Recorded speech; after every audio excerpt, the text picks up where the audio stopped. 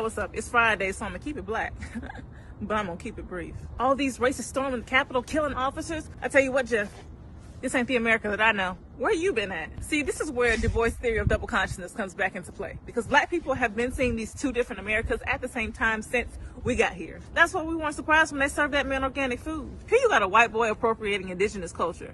What you say? Yeah, girl, they don't know you over here. And the craziest thing about it is that the black people most targeted by the judicial system that are most likely to end up in prison can't even fathom that perspective because where they come from suffers from such a lack of access to healthy and organic foods to even be able to make that case. Whole Foods. Girl, what? I'm trying to get a whole lot of food down in the corner store. But one thing about it, and two things for sure, is that Dylan Roof showed us that if you kill or threaten to kill some black folks, you can eat anything you want to.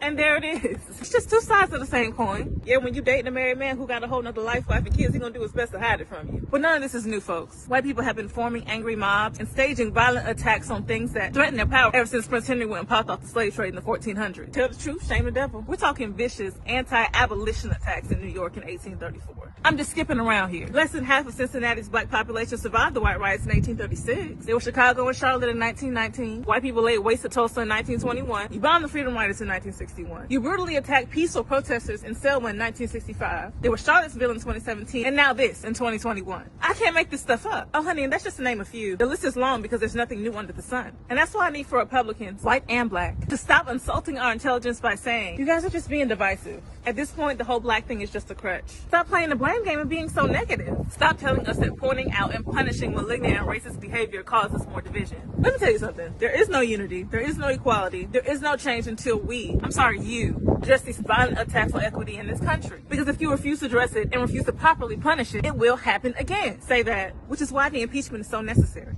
You are about to lose your job. Now, contrary to popular belief, impeaching Trump and convicting him would not immediately get him to lose his security detail, never get to run again, or lose his pension. Not directly. In order for all of those things to happen, we would have to get him out of office before his term was up, and we run out of time. But if we set it in motion now, we can take the steps to get there. But don't get too hyped about the impeachment anyway. Trump is not the only person who needs to be held accountable. Hey, this is the most bipartisan impeachment in history. We have 10 Republicans. Oh, so you mean 10 out of the 211 Republicans that are in Congress right now? So you mean 201 of them still support his foolishness? See, this is why it's so crucial for black people to understand politics, or at the very least understand how it affects them. Because let me be clear, this is a platform on black issues. But if we're being real, politics and who holds the presidential seat has always been a black issue. If we didn't understand politics, all this rhetoric about rigged elections, the impeachment being too late, and freedom of speech might fool you if you didn't. Especially since freedom of speech was designed to protect private citizens from being censored by the government, not protect government officials from being censored by private businesses. Oh man, one white man can't use the internet because he was inciting insurrection. I remember a time when millions of black people couldn't use the restroom when all they was trying to do was pee.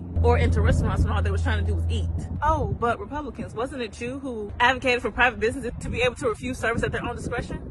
Oh, that's what I thought.